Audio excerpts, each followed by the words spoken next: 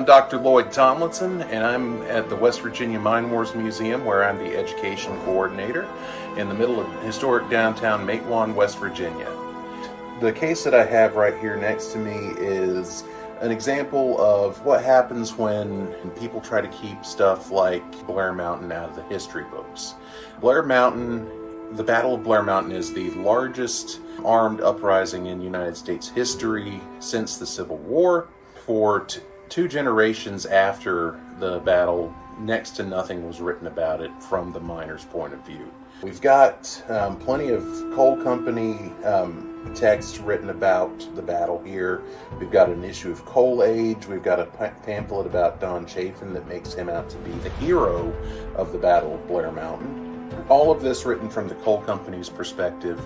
All of this demonizing and villainizing the miners who took up arms to fight for their rights and fight for dignity in their jobs and really fight for their rights as Americans.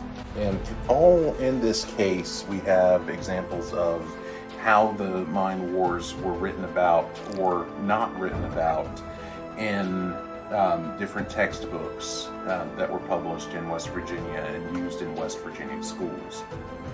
So the first example that we have here is from 1931.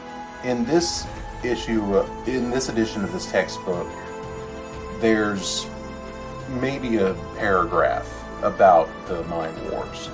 It doesn't really merit much of a mention at all this early on. This is 10 years after the battle, so this is in very, very recent memory for the people who were living in West Virginia at the time.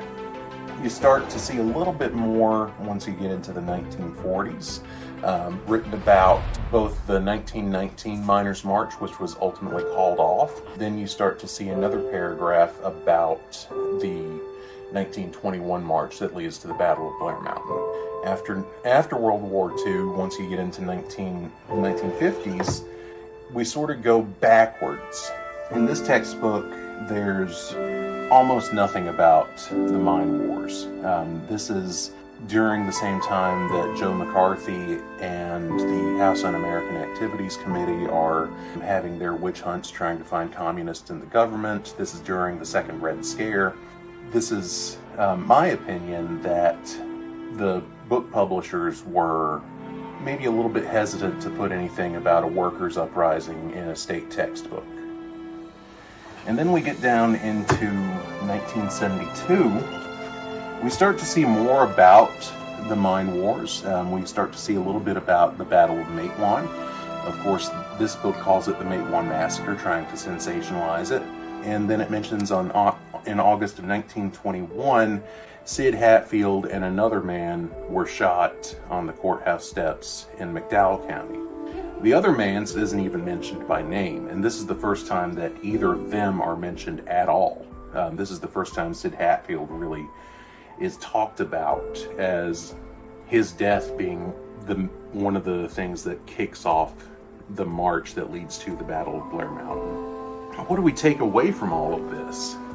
Ultimately, what we see is a concentrated effort by the coal companies and by the state government, certainly the State Board of Education, to keep the miners' side of the story, keep this history out of the public, out of the schools as much as possible, because for the public and for school children to learn what the miners were marching for, what they were fighting for, it would ultimately paint the state and the coal companies as the villains. It would make them look bad.